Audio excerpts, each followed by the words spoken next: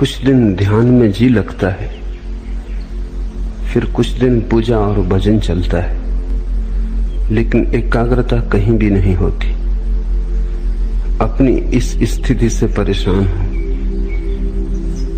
कृपा कर मुझे साथ दे। मन का स्वभाव ऐसा, न यहां लगता न वहां लगता। मन का स्वभाव है द्वंद्व। जो करोगे वहीं से उछटा हुआ लगेगा, जहां हो वहां से भागा हुआ रहेगा, जहां नहीं हो वहां का रस जन्मेगा। जो मिला व्यर्थ हो जाता, जो नहीं मिला वे दूर के ढोल बड़े सुहावने लगते। मन के स्वभाव को समझो। न तो ध्यान काम आता न भजन काम आता, मन के स्वभाव को समझना काम आता। मन की ये प्रक्रिया है। पद मिल जाए तो असंतुष्ट, पद न मिले तो असंतुष्ट, पद न मिले तो पीड़ा, पद मिल जाए तो व्यर्थता का बोध। गरीब रोता अमीर नहीं, अमीर रोता कि अमीर हो गया, अब क्या करूं। जो भी तुम्हारे पास है वो पास होने के कारण ही तो कोड़ी का हो जाता है, और जो तुमसे बहुत दूर है, दूर होने के कारण ही उसका बुलावा मालूम होता है। मन के इस आधारभूत जाल को समझो, इसे पहचानो। ये ध्यान और भजन का ही सवाल नहीं है। भोजन करो तो मन में उपवास का रस उमगता है कि पता नहीं उपवास करने वाले न मालूम किस गहन शांति और आनंद को उपलब्ध हो रहे हो।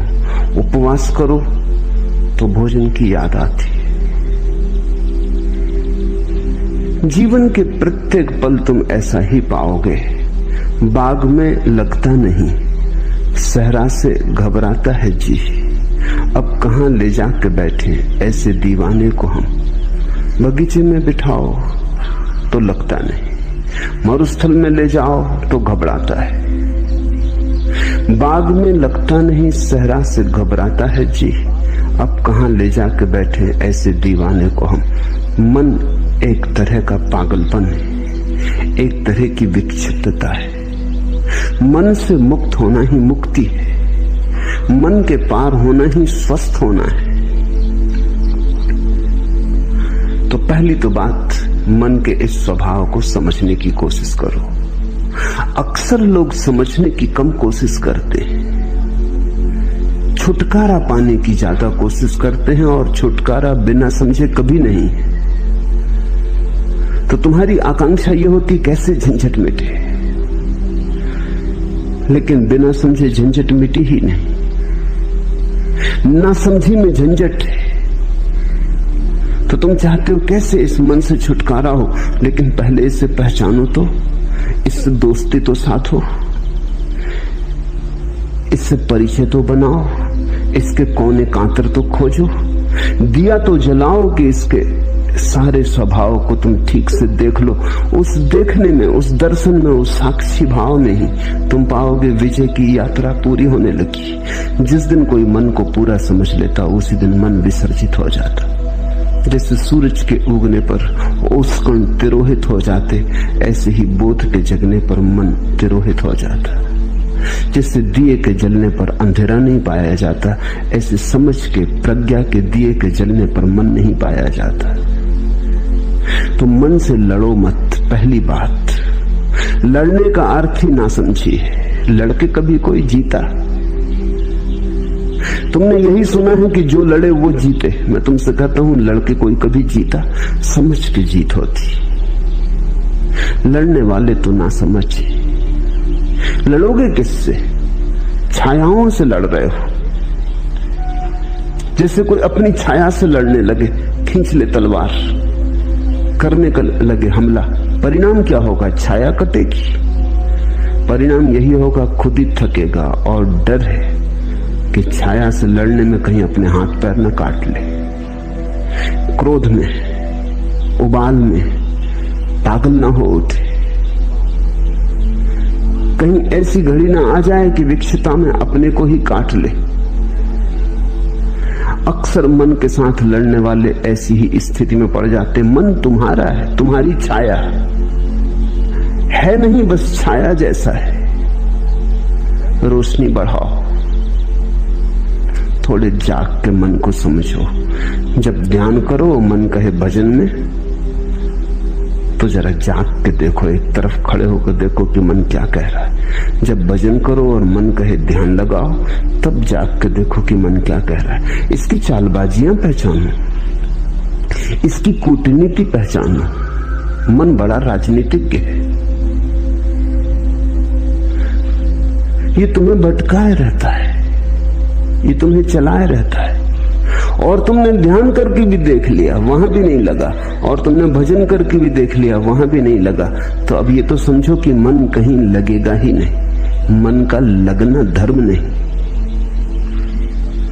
ना लगना मन की आदत है। कहीं लगता नहीं, जो नहीं लगता वही मन है। तो अब जब मन तुमसे कहे कि ध्यान करो, क्या भजन में पड़े हो, तो जाग के देखना कि ये फिर वही मन जो कहीं नहीं लगता, भजन में भी नहीं लगा था। तब इसने कहा था ध्यान करो, अब कहता है भजन करो। पहले कहा संसार में उलझे रहो, फिर कहा संन्यास ले लो। अब संन्यास में भी नहीं लगता, कहता है संसार में लौट चलो। इस मन को जरा देखना। कुछ करने की बात नहीं है, सिर्फ शांत भाव से देखना। तुम्हारे देखने में ही तुम पाओगे मन गिरने लगा, तुम पर उसकी पकड़ जाने लगी, तुम पर पकड़ छूट जाए, तुम थोड़े शिथिल हो जाओ मन के पास से, तुम थोड़े बाहर सरकने लगो। न तो ध्यान से घटती है बात, न भजन से घटती है, समझ से। इसलिए समस्त धर्मों का सार है जागरूकता। प्रश्नकर्ता पूछता है, एकाग्रता नहीं बनती। एकाग्रता की खोज ही गलत है, जागरूकता खोजो। एकाग्रता की खोज तो फिर मन के ही सिक्कों में फंसे। ये मन ही है जो कहता है एकाग्र बनो। ये तुम्हें असंभव चीजें करने को देता है, फिर वो नहीं होती तो तुम हारे थके परेशान हो जाते हो। एकाग्रता की कोई जरूरत ही नहीं है। थोड़ा जीवन की गणित की व्यवस्था के सूत्र समझने चाहिए। पहला सूत्र, जब भी मन नहीं होता तब तुम एकाग्र होते हो। कभी अपने काम में पूरे संलग्न, चाहे बुहारी लगा रहे हो घर में, लेकिन पूरे संलग्न। अचानक तुम पाते हो मन नहीं है। संगीत सुनते संलग्न, मन नहीं है। चित्र बनाते, किसी भी घड़ी जब तुम पाते हो कि मन नहीं है, तुम ही हो, तो एकाग्रता अपने आप घटती है। एकाग्रता घटाई नहीं जा सकती। एकाग्रता मन की तन्मयता का परिणाम है। जब मन डूबा होता है तब तुम एकाग्र होते हो, जब मन उभर आता है तब तुम अनेकाग्र हो जाते हो। मन तुम्हें अनेक में बांट देता है, खंड खंड कर देता है। अब तुम चेष्टा कर रहे हो एकाग्र होने की। एकाग्र होने की चेष्टा और झंझट लाएगी, क्योंकि करोगे किससे चेष्टा तुम एकाग्र होने की? मन से ही करोगे। सब चेष्टा मात्र मन से होती। अब तुम एक ऐसे काम में लगे हो जैसे कोई आदमी अपने जूते के बंद खींच खींच के खुद को उठाने की कोशिश करे। खुद को कैसे उठाओगे जूते के बंद खींच के? थोड़े बहुत उछल कूद लो, फिर बार बार जमीन पर पड़ जाओगे। ये असंभव चेष्टा है। मन कभी एकाग्र नहीं होता। जब एकाग्रता होती तो मन नहीं होता। तो तुम मन के द्वारा एकाग्र होने की चेष्टा ही छोड़ो। तुम तो छोटे छोटे कामों में रस लो। रस का परिणाम है एकाग्रता। बुहारी लगाओ तो ऐसे लगाओ जैसे भगवान के मंदिर में लगा रहे हो, चाहे घर तुम्हारा ही हो। है तो भगवान का ही मंदिर। भोजन करो तो ऐसे ही करो जैसे भगवान को ही भोग लगा रहे हो। भोजन तो तुम ही कर रहे हो, लेकिन अंततः तो भगवान को ही लग रहा भोज। वही तो तुम्हारे भीतर आके भूख बना,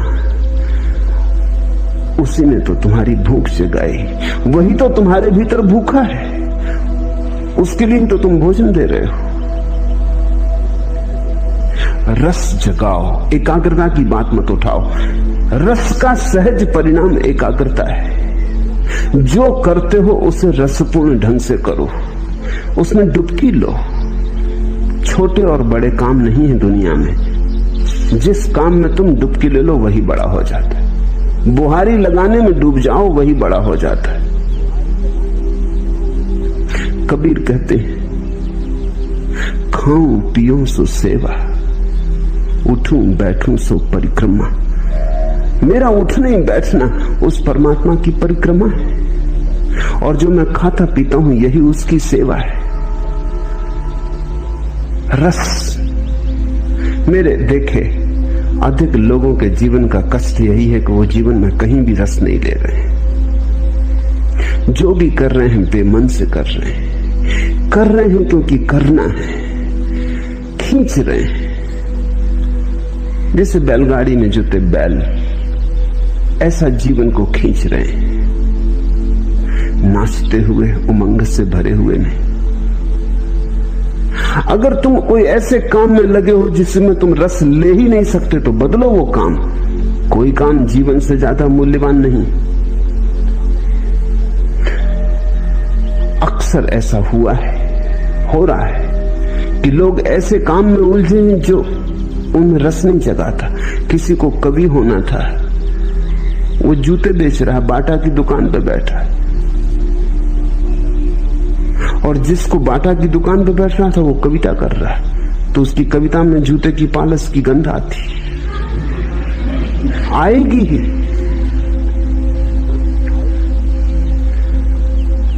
लोग वहां हैं जहां उन्हें नहीं होना था, और ये विकृति के कारण है क्योंकि तुमने कभी अपने सहज भाव को तो खोजा नहीं। किसी के पिता ने कहा कि दुकान करो, इसमें ज्यादा लाभ है। किसी के पिता ने कहा डॉक्टर बन जाओ। किसी की मां को ख्याल था बेटा इंजीनियर बने। परिवार को धुन थी कि बेटा नेता बने। तो सब धक्का दे रहे हैं एक दूसरे को कि ये बन जाओ, वो बन जाओ। कोई ये नहीं पूछता कि ये बेटा क्या बनने को पैदा हुआ है। इससे भी तो पूछो, थोड़े इसके हृदय को भी तो टटोलो। तो फिर लोग गलत जगहों पर पहुंच जाते। एक बहुत बड़ा सर्जन जिसकी सारे जगत में ख्याति थी, जब 60 वर्ष का हुआ और उसकी 60वीं वर्षगांठ मनाई गई तो सारे दुनिया से उसके मित्र इकट्ठे हुए, उसके मरीज इकट्ठे हुए, और उन्होंने उसका बड़ा स्वागत किया। लेकिन वो बड़ा उदास था। उसके स्वागत में एक नृत्य का आयोजन किया गया था। तो जब लोग नृत्य करने लगे और वो सर्जन देखता रहा तो उसकी आंख से आंसू टपकने लगे। तो उसके पास बैठे उसके मित्र ने पूछा, क्या मामला है? हम सब तुम्हारी वर्षगांठ पे इकट्ठे हुए प्रसन्नता से। ये नृत्य तुम्हारे स्वागत में होता, तुम रोते क्यों हो? तुम्हारी आंख में आंसू क्यों है? तुम किस पीड़ा से भीग गए हो? उसने आंसू पोंछ लिए। उसने कहा कि नहीं, वो कोई बात नहीं। पर मित्र ने जिद की, कहा कि क्या तुम्हें कोई जीवन में विफलता मिली? तुम जैसा सफल आदमी नहीं, तुमने जो ऑपरेशन किया सफल हुआ। तुम्हारे जैसा कुशल सर्जन दुनिया में नहीं, फिर क्या? लेकिन उसने कहा, मैं कभी सर्जन होना ही नहीं चाहता था। मेरा दिल तो एक नर्तक होने का था। आज नाच को देख के मैं रो उठा। मैं छोटा मोटा नर्तक होता, कोई मुझे न जानता तो भी मेरी तृप्ति होती। आज मैं दुनिया का सबसे बड़ा सर्जन, लेकिन मेरी कोई तृप्ति नहीं। मेरी नियत ही मुझे न मिली। तो आज भी जब मैं किसी को नाचते देखता हूं तो बस मुझे याद हो आती। तुम अपनी जिंदगी को गौर से देखो। पहली तो बात, जो कर रहे हो उसमें रस लेने की कोशिश करो। हो सकता है तुमने रस का अभ्यास नहीं किया। तुम्हें किसी ने सिखाया ही नहीं कि रस का अभ्यास कैसे करना है। रस के अभ्यास का पहला सिद्धांत है कि जो भी कर रहे हो इसका परिणाम मूल्यवान नहीं है। तुम्हें यही सिखाया गया कि परिणाम मूल्यवान है। तुम करते हो, इससे 10 रुपए मिलेंगे कि 1000 रुपए की लाख रुपए मिलेंगे। लाख रुपए में मूल्य है, परिणाम में मूल्य है। रस का सिद्धांत है, जो तुम कर रहे हो वो अपने आप में मूल्य है, अंतर्निहित है मूल्य। 1000 मिलेंगे 10,000 मिलेंगे वो बात गौण है। करने में जो डुबकी लगेगी वही बात महत्वपूर्ण है। अगर डूब गए तो मिल गए करोड़ों, अगर न डूबे और करोड़ों भी मिले तो कुछ भी न मिला। वो समय व्यर्थ गया जो बिना डूबे गया। वो दिन व्यर्थ ही बीते जो बिना डूबे बीते। जब रस धारणा बही तो तुम जिए न जिए बराबर। रस विमुग्धता में ही जीवन है। तो पहली तो बात, जो कर रहे हो, तुमसे नहीं कहता कि जल्दी बदलने में लग जाना, क्योंकि हो सकता है तुम अपना काम भी बदल लो और रस ना आए, क्योंकि रस आने की तुम्हारी आदत ही ना रही हो, तुमने रस बनाने की बात ही ना बनाई हो। तो पहले तो जो कर रहे हो उसमें रस लेने की कोशिश करना। 100 में 50 मौके तो ऐसे हैं कि तुम उसी में रस ले पाओगे। रस लेते ही एकाग्रता हो जाएगी। देखा, स्कूल में छोटे बच्चे पढ़ते, बाहर चिड़िया गुनगुनाने लगी गीत, बच्चा एक टक होकर सुनने लगता है। शिक्षक डंडा पीटता है टेबल पर कि यहां ध्यान दो, एकाग्रता करो। एकाग्रता बच्चा कर ही रहा है, मगर शिक्षक में नहीं कर रहा, ये बात सच है। ये ब्लैक बोर्ड पर नहीं कर रहा, ब्लैक बोर्ड पर लिखे अक्षरों पर नहीं कर रहा। लड़का तो एकाग्रता कर ही रहा है, एकाग्रता तो हो ही रही। वो जो चिड़िया गीत गा रही वो उसे सुन रहा है। शिक्षक कहता एकाग्रता करो, मन को ऐसा विचलित मत करो। बात बिल्कुल गलत कह रहा है शिक्षक। शिक्षक उसके मन को विचलित करने की कोशिश कर रहा है। वो एकाग्र है। अगर कोई बाधा न दे तो ये सारा संसार थोड़ी देर के लिए मिट जाएगा। वो चिड़िया की गुनगुनाहट होगी, उसका गीत होगा, इस बच्चे की भावदशा होगी, और ये एक बात सीख लेगा रस की। रस चूंकि उसे चिड़िया के गीत में आ रहा है इसलिए एकाग्र हो गया है। उसी कक्षा में ऐसे बच्चे भी होंगे जिन्हें रस गणित के सवाल में आ रहा है, वो वहां एकाग्र हो गए। हमें लोगों को एकाग्रता नहीं सिखानी चाहिए, उनका रस देखकर उन्हें दिशा देनी चाहिए। जो बच्चा गणित को सुन के एकाग्र हो गया, बाहर भौंकते कुत्ते, लड़ती बिल्लियां, गीत गाती चिड़ियां, रास्ते पे बैठे मदारी की बीन कुछ नहीं सुनाई पड़ती, ये बच्चा आइंस्टीन होने को पैदा हुआ है। इसकी एकाग्रता ही खबर देती है।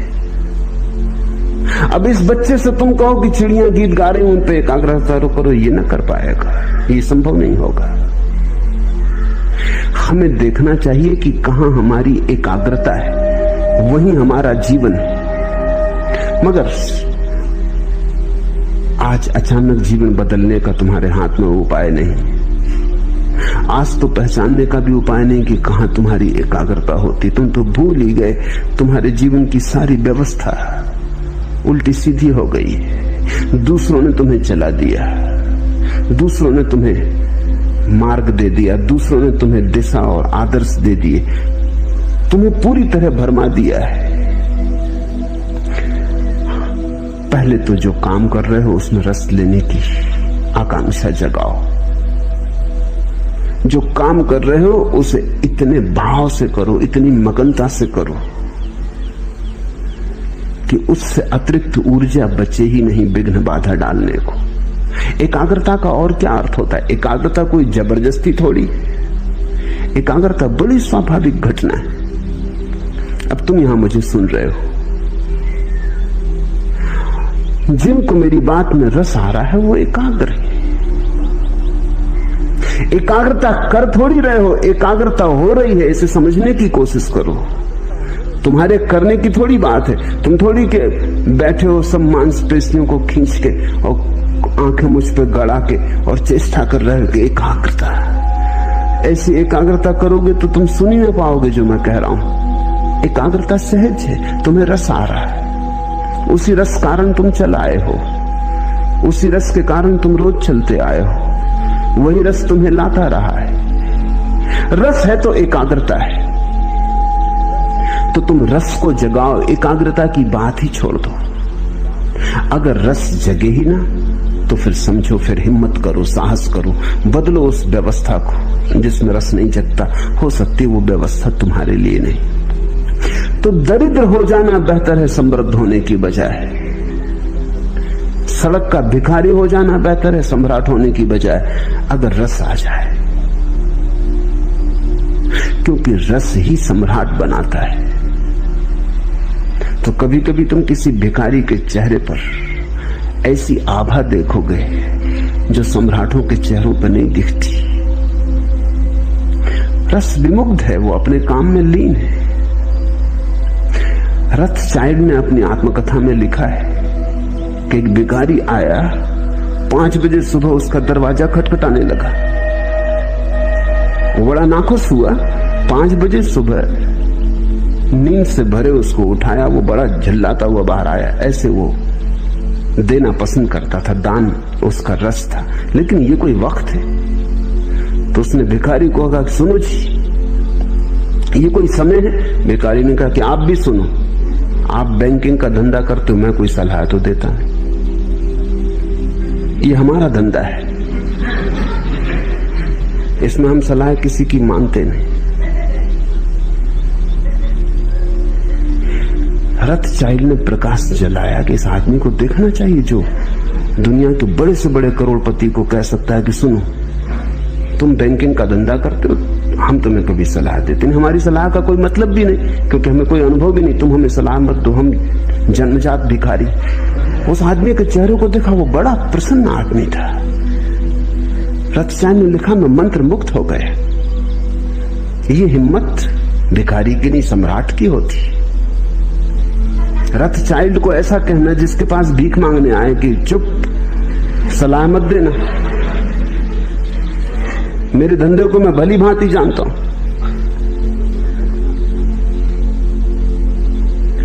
रथचाइल्ड ने उसे खूब दिया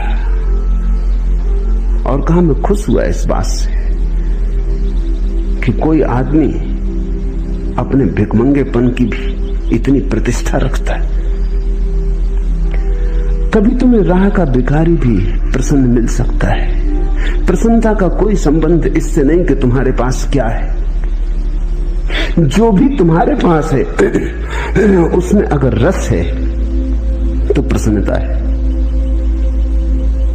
तुम अगर हाथ के भिक्षा पात्र को भी गीत गुनगुनाते हुए ढो रहे हो तो आनंद है, और तुम्हारे पीछे स्वर्ण रथ चल रहे हैं और तुम मुर्दा बुझे तो कुछ अर्थ नहीं है।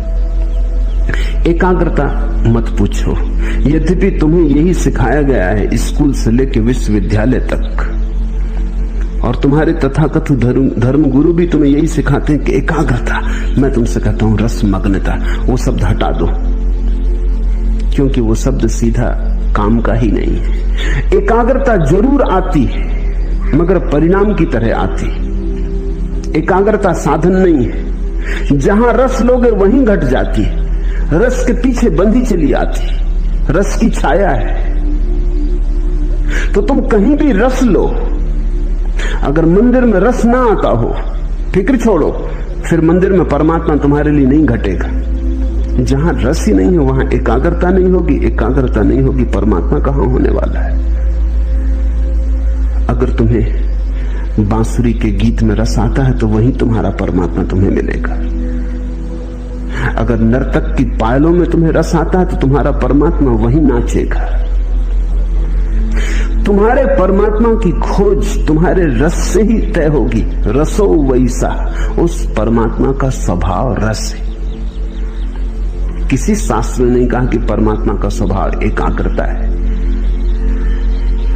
सच्चिदानंद वो रस की बात है। तुम्हें जहां आ जाए रस, जहां आ जाए आनंद, जहां उमंग उठे, जहां तुम खिल उठो, फिर वो कुछ भी हो, चाहे खेल हो, तो प्रार्थना बन गई। और ऐसे तुम बैठे बैठे प्रार्थना करते रहो, भजन करते रहो, ध्यान करते रहो, और रस उमगे नहीं, मेघ मलार बजे नहीं, हृदय गुनगुनाए नहीं। ऐसे तुम करते चले जाओ जबरदस्ती, यंत्रवत करनी चाहिए, कर्तव्य बस। लोग कहते हैं इससे रस मिलेगा इसलिए कर रहे हैं। नहीं, जहां रस मिलता है वहीं परमात्मा आता है। इसलिए मैं तुमसे कहता हूं कि मेरे पास तुम्हें देने के लिए कोई अनुशासन नहीं है, क्योंकि अनुशासन कोई भी होगा पराया होगा, दूसरे का होगा। तुम्हें अपना अनुशासन खोजना पड़ेगा। प्रत्येक व्यक्ति को अपना मार्ग खोजना पड़ेगा। मैं इशारे देता हूं, उन इशारों से तुम अपना मार्ग समझने की कोशिश करो। कबीर ज्ञान को भी उपलब्ध हो गए तो भी कपड़ा बुनते रहे। जुलाहापन उन्होंने छोड़ा नहीं। किसी ने पूछा कि अब तो आप बंद करें, कभी सुना नहीं कि कोई बुद्ध पुरुष और कपड़े बुनता रहा और जुलाहा बना रहा और बाजार में कपड़े बेचने जाता रहा, आप तो छोड़ो। लेकिन कहते हैं कबीर ने कहा इसी कपड़े के बुनने ने तो मुझे परमात्मा से मिला है, इससे कैसे छोड़ दूं? ये मेरी प्रार्थना, ये मेरी पूजा, ये मेरी अर्चना। झीनी झीनी बीनेरी चदरिया, वो जुलाहे का गीत है, कोई और दूसरा तो गा भी नहीं सकता। बुद्ध कैसे गाएंगे? बुद्ध ने कभी चदरिया बीनी नहीं, उन्हें कुछ पता भी नहीं। महावीर कैसे गाएंगे? चदरिया थी वो भी छोड़ दी। उनसे तो पूछो कैसी छोड़ी रे चदरिया, तो बता सकते। लेकिन कबीर ने बुन बुन के पाया, वो ताने बाने चादर के बुनते बुनते उनका ध्यान फला, वहीं रस विमुक्त हुए। पर कैसे पाया उन्होंने? क्योंकि हमें बुद्ध की बात समझ में आ जाती है कि दूर बोधि वृक्ष के नीचे ध्यान में बैठे हुए, कि महावीर वनों में पर्वतों में एकांत में 12 वर्ष मौन में खड़े हुए। कबीर कपड़ा बुन बुन के पा लिए, रस से बुना होगा। कबीर कहते थे राम के लिए बुन रहा हूं। सभी ग्राहकों में राम देखते थे। जब अपना कपड़ा बुन के वो काशी के बाजार में बेचने जाते, कोई मिल जाता रास्ते में, कहां जा रहे हो, तो वो कहते राम आए होंगे, उनको जरूरत है, कपड़ा बुन के लाया हूं, बड़ा बढ़िया बुना है, राम को देने जा रहा हूं। जब कोई ग्राहक उनसे कपड़ा खरीदता तो वो कहते संभाल के रखना राम, बड़ी मेहनत से बुना है, बड़े रस से बुना है। कपड़ा ही नहीं है, पीढ़ी दर पीढ़ी चले ऐसी मजबूती से बुना है। अपने प्राण उंडेले। तो जिसको ग्राहक में राम दिखाई पड़े, अब उसे किसी बोधि वृक्ष के नीचे जाने की जरूरत न रही। सभी लोग बोधि वृक्ष के नीचे जा भी नहीं सकते, और अच्छा है कि जाते नहीं तो बड़ी झंझट खड़ी हो जाए। एकाध बुद्ध बोधि वृक्ष के नीचे बैठता है, चलता है, एकाध महावीर मौन खड़ा हो जाता है, चलता है। लेकिन सभी ऐसे खड़े हो जाएं तो जीवन बड़ा विरस हो जाएगा। अधिक को तो कबीर जैसा होना पड़ेगा, अधिक को तो गोरे जैसा होना पड़ेगा। गोरा कुम्हार बस घड़े बनाता रहा, और घड़े बनाते बनाते खुद को भी बना लिया। और रैदास जूते सीते सीते, जूते बनाते बनाते पहुंच गए। तो तुम जो कर रहे हो उसमें रस डालो, उंडेलो रस। वही तुम्हारा भजन, वही तुम्हारा ध्यान। अगर तुम्हारी सारी चेष्टाएं असफल हो जाएं तो फिर साहस करो, तो फिर तुम गलत जगह हो। तुम कुछ ऐसी जगह बहने की कोशिश कर रहे हो जो चढ़ाव पर है। तो नदी चढ़ाव पर तो नहीं बहती, ढाल पर ही बह सकती है। रस धार भी ढाल पर ही उतर के बह के मिलता है। तो फिर बदलो, इसलिए साहस की जरूरत है। पहले सारी चेष्टा कर लो, और फिर तुम्हें लगे कि नहीं, इस ढंग से मेरे लिए परमात्मा से मिलन नहीं हो सकेगा, तो बदलो। उस बदलाहट को मैं संन्यास कहता हूं। बदलने की हिम्मत रखो। एक आदमी 40 साल तक लंदन के बाजार में दलाल का काम करता रहा। बड़ा सफल आदमी था, खूब कमाई थी, सब तरह का सुख था। किसी ने कभी सोचा भी न था एक रात वो घर से नदारद हो गए। पत्नी भी भरोसा ना कर सकी, बेटे भी भरोसा ना कर सके, मित्र भी भरोसा ना कर सके, काम धंधे में जो लोग संबंध था वो भी भरोसा ना कर सके, क्योंकि ना तो वो आदमी कभी किसी और स्त्री के संग में देखा गया था कि पत्नी सोच भी सके कि वो किसी स्त्री के साथ भाग गया, न उसके कोई धार्मिक रुझान थे कि वो कोई किसी जाके आश्रम में सन्यासी हो गया होगा, न कोई दुख था कि आत्महत्या कर ली होगी। सब भांति सुखी संपन्न आदमी था, जिसको हम सुखी संपन्न कहते, वैसा आदमी था, सब ठीक ठाक था। कोई 3 साल बाद उस आदमी का पता चला कि वो पेरिस में चित्रकला सीख रहा है, भिखमंगे की हालत हो गई है। भागे उसके मित्र, उससे कहा तुमने ये क्या किया,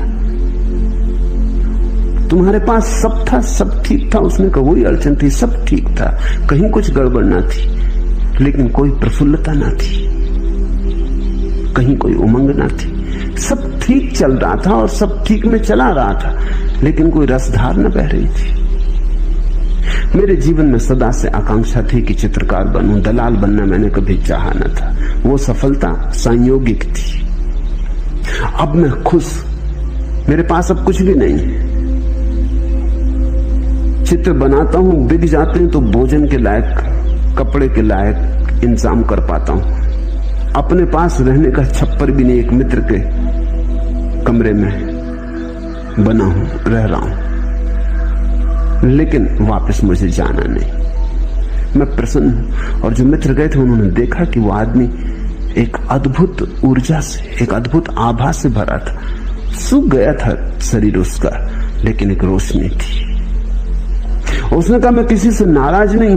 मेरी पत्नी को कहना मैं किसी से नाराज नहीं, सब ठीक था। मैं बिल्कुल जैसा जिसको हम सुखी संपन्न कहते हैं वैसा आदमी था। मेरे बच्चे ठीक हैं, मेरे बेटे ठीक हैं, मेरी पत्नी ठीक है, सब ठीक था। लेकिन सब ठीक से कहीं कुछ होता, ठीक से कुछ ज्यादा चाहिए। ठीक से क्या होगा, ऐसे तो ठीक ठीक ठीक और मर जाएंगे। सुविधा पूर्वक जी लिए और मर गए, नाच तो पैदा ही ना हुआ, जीवन में फूल तो खिले ही नहीं, लौटा नहीं वापस। बड़ा चित्रकार बन गया। इसे मैं सन्यास कहता हूं। न उसने गैरिक वस्त्र पहने, न वो किसी आश्रम में गया, लेकिन इसे मैं सन्यास कहता हूं। सन्यास का अर्थ हुआ साहस इस बात का कि अगर दिखाई पड़े कि मेरा जीवन मरुस्थल में खोया जा रहा है, तो अपनी राह बदल लेने की, चाहे कोई भी कीमत चुकानी पड़े। आदमी कमजोर है, वो सुविधा से जीता है। चाहे कुछ न मिले, लेकिन सुविधा तो है, सुरक्षा तो है, कुछ न मिले। इसलिए ये सारे प्रश्न उठते हैं कि एकाग्रता कैसे सधे। तो पहले तो कोशिश करना, सध जाए तो शुभ। चेष्टा करने से 50% मौके हैं सध जाएगी, न सधे तो हिम्मत करना, देर मत लगाना, क्योंकि जिंदगी रोज हाथ से सरकी जाती है। जिंदगी उन्हीं की है जो हिम्मत से जिंदगी को बदलने के लिए तैयार होते, नहीं तो जिंदगी बह जाती चिकने घड़े के ऊपर, जैसे वर्षा का जल बह जाता, कुछ भरता करता नहीं, या उल्टे घड़े पर जैसे वर्षा गिरती रहती, टप टप बहुत आवाज शोरगुल मचता, लेकिन घड़ा खाली खाली रहता, उल्टा रखा है। तो जरा गौर से देखना, तुम्हारा घड़ा अगर भरता ना हो